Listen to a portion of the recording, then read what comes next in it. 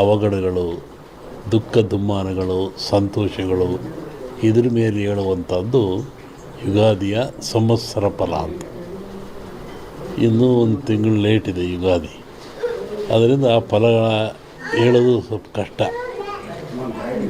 ಈಗ ನೀವು ಕೇಳುವಂಥದ್ದು ಏನು ಅಂತಂದರೆ, ಮಳೆ ಬೆಳೆಗಳು ಆರೋಗ್ಯ ಮುಖ್ಯವಾಗಿ ನಮ್ಮ ದೃಷ್ಟಿಯಲ್ಲಿ ಕರ್ನಾಟಕಕ್ಕೆ ಬರುವ ಸಂವತ್ಸರದಲ್ಲಿ ಯಾವುದೇ ವಿಧವಾದ ತೊಂದರೆ ತಾಪತ್ರಯಗಳಿಲ್ಲ. ಮಳೆ ಬೆಳೆಗಳು ಚೆನ್ನಾಗಿ ನಡೀತವೆ, ಸುಭಿಕ್ಷತೆ ಇರ್ತದೆ ಮತ್ತು ನಾಡಿನಲ್ಲಿ ಯಾವುದೇ ಕೊರತೆ ಕಾಣ್ತಾ ಇಲ್ಲ. ಯುಗಾದಿಯ ನಂತರ ಕರ್ನಾಟಕದ ಬಗ್ಗೆ ಮತ್ತು ಜಾಗತಿಕ ಬಗ್ಗೆ ಭಾಳ ಅಜಾಗರೂಕತೆ ಇದೆ, ತೊಂದರೆ ಇದೆ. ಹೋದ ವರ್ಷಕ್ಕಿಂತಲೂ ಹೆಚ್ಚಿನ ಭೀಕರತೆ ಕಾಡುವ ಲಕ್ಷಣ ಇದೆ. ಅದನ್ನು ಯುಗಾದಿ ನಂತರ ಹೇಳ್ತೀನಿ. ಇತ್ತೀಚಿನ ದಿನಗಳಲ್ಲಿ ಎಲ್ಲರೂ ನೋಡಿದಂಗೆ ಭೂಕಂಪಗಳು ಹೆಚ್ಚಾಗ್ತಾ ಇದ್ದಾವೆ.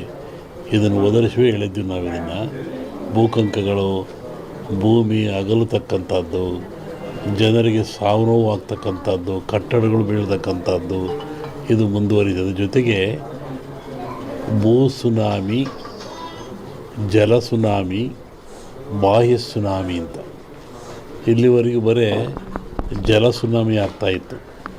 ಸಮುದ್ರದಲ್ಲಿ, ಸಾಗರದಲ್ಲಿ ಸುನಾಮಿ ಬಂದು ತೊಂದರೆ ಆಗ್ತಾಯಿತ್ತು. ಈ ಸತಿ ಭೂ ಸುನಾಮಿನೂ ಇದೆ. ಭೂಮಿ ಒಳಗೆ ಸುನಾಮಿಯಾಗಿ ಕಂದಗಾಗ್ಲಕ್ಷದ್ದು. ಜಲ ಸುನಾಮಿನೂ ಹೆಚ್ಚಿದೆ. ಬಾಹ್ಯ ಸುನಾಮಿ ಅಂತ ಬಾಹ್ಯಾಕಾಶದಲ್ಲೂ ಆ ತೊಂದರೆ ಆಗ್ತಕ್ಕಂಥ ಲಕ್ಷಣ ಇದೆ. ಅದನ್ನು ಯುಗಾದಿ ನಂತರ ಹೇಳ್ತೀನಿ. ನೀವು ಭಾಳ ಅಪೇಕ್ಷೆ ಪಡುವಂಥದ್ದು ರಾಜಕೀಯ. ಏನಾಗುತ್ತೆ, ಏನಾಗ್ತಾರೆ, ಎಂತ ಆಗ್ತಾರೆ ಅಂತ ಒಂದು ಸಾಂಪ್ರದಾಯಿಕವಾದ ಮಾತು. ಎಲ್ಲ ಧರ್ಮಗಳು ಇದ್ದಾವೆ, ಎಲ್ಲ ಸಮಾಜಗಳು ಇದ್ದಾವೆ, ಎಲ್ಲ ವರ್ಗದವರು, ದೈವದವರು ಈ ಭೂಮಿಯಲ್ಲಿ ವಾಸ ಮಾಡ್ತಾ ಇದ್ದಾರೆ. ಒಂದು ಸಮಾಜ ಪ್ರಾಚೀನ ಕಾಲದಿಂದಲೂ ಸಹಿತ ಹಾಲುಮತ ಸಮಾಜ ಅಂತ ಕರೀತಾರೆ. ಹಾಲುಮತ ಸಮಾಜ ಅಂದರೆ ಅವರು ಅಡವಿಯಲ್ಲಿದ್ದು ಕುರಿಗಳನ್ನು ಸಾಕಿಕೊಂಡು, ಕುರಿಯ ಇಕ್ಕೆಯಲ್ಲಿ ಲಿಂಗವನ್ನು ಕಂಡು ದೈವಾರಾಧನೆ ಮಾಡಿಕೊಂಡು ಬಂದಂಥ ಒಂದು ಸಮಾಜ. ಪ್ರಕೃತಿಯ ಮೇಲೆ, ಗಾಳಿಯ ಮೇಲೆ, ಭೂಮಿಯ ಮೇಲೆ ಅವರು ಅಡವಿಯಲ್ಲಿದ್ದ ಕಂಡದ್ದು, ತಿಳಿದದ್ದು, ನೋಡಿದ್ದು, ಅನುಭವಿಸಿದ್ದನ್ನು ಹೇಳ್ತಾ ಬಂದಿದ್ದಾರೆ. ಅದು ಕುರುವಿನ ರಟ್ಟು, ಕೆಲವು ಕಡೆ ಕುರುಬು ರಟ್ಟು ಅಂತಾರೆ. ಅದು ಕುರುಹಿನ ರಟ್ಟು, ಮುಂದೆ ಏನಾಗ ಕುರು ಅಂತ ರಟ್ಟು ಅಂತಕ್ಕಂಥದ್ದು. ಹಾಲು ಕೆಟ್ಟರು ಹಾಲು ಮತ್ತು ಸಮಾಜ ಕೆಡಲ್ಲ ಅಂತಾರೆ.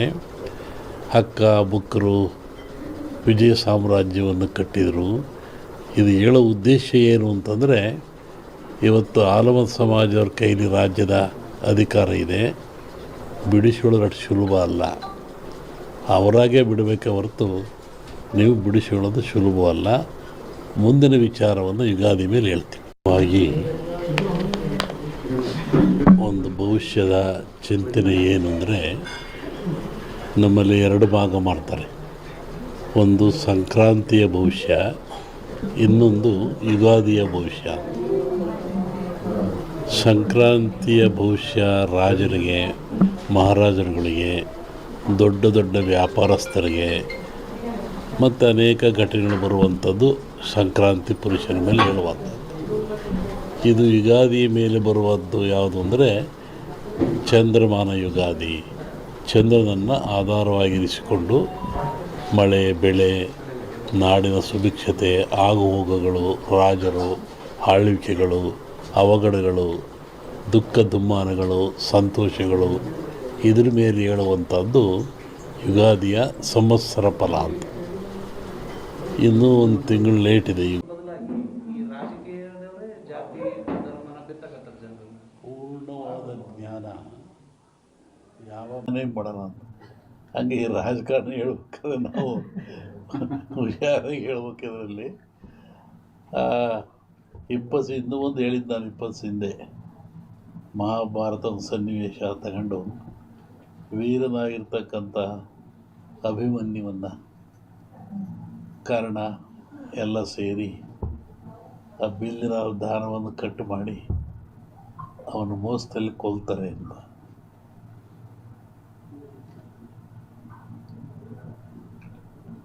ಆಮೇಲೆ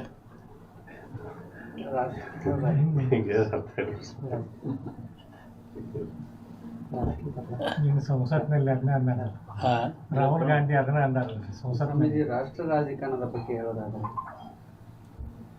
ಅಲ್ಲೂ ಮಹಾಭಾರತದಲ್ಲಿ ಕೃಷ್ಣ ಇದ್ದ ಅಂತ ಭೀಮ್ ಗೆದ್ದ, ದುರ್ಯೋಧನ ಸೋತ.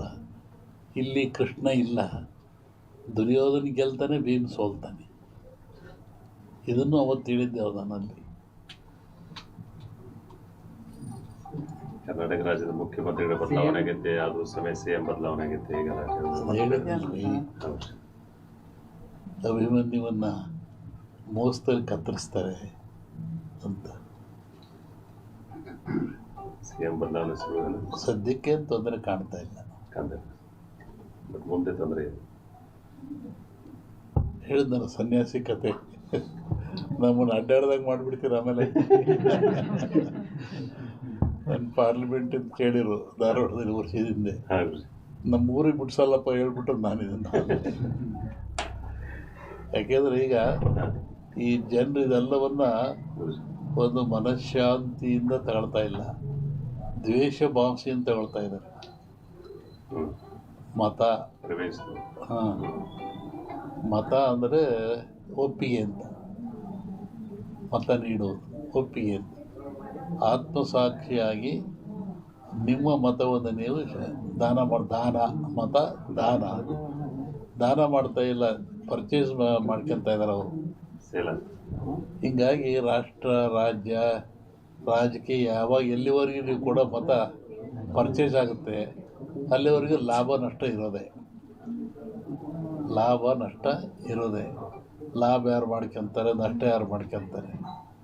ಸೋತನ ಸತ್ತ, ಗೆದ್ದನ ಸೋತ. ಒಂದು ಎಲೆಕ್ಷನ್ ಅಂದರೆ ಒಂದು 50-60 ಕೋಟಿ ಬೇಕು. ಮತ್ತು ಹೆಂಗೆ ನೈಜ ರಾಜಕಾರಣ ನಾವು ಅಪೇಕ್ಷೆ ಪಡ್ತೇನೆ. 20 ದಿವಸ ಹಿಂದೆ ನಾನು ಧಾರವಾಡದಲ್ಲಿ ಹೇಳಿದ್ದೆ, ನಾನು ಈ ಥರ ಮಳೆ ಆಗುತ್ತೆ, ಭೂಮಿ ಕಂಪಿಸುತ್ತೆ, ಗುಡ್ಡಗಳು ಬೀಳ್ತವೆ, ಜನಗಳು ಸಾಯ್ತಾರೆ, ರೋಗ ರುಜಿನಗಳು ಹೆಚ್ಚಾಗ್ತವೆ. ನೀರು ಇಂಡಿಯಾಕ್ಕಲ್ಲ, ಜಾಗತಿಕ ಮಟ್ಟದಲ್ಲಿ ಕೆಲವು ರಾಜ್ಯಗಳು ಮುಳುಗ್ತವೆ ಅಂತ ಹೇಳಿದ್ದಾನು. ಈಗ ಅದರ ಪ್ರಕಾರವಾಗಿ ನನ್ನ ಲೆಕ್ಕ ಇನ್ನೂ ಅಮಾವಾಸ್ಯೆವರೆಗೆ ಇರ್ತದೆ. ಅಮಾವಾಸ್ಯೆ ನಂತರ ಮತ್ತು ಬೇರೆ ಭಾಗದಲ್ಲಿ ಹೋಗ್ತದೆ.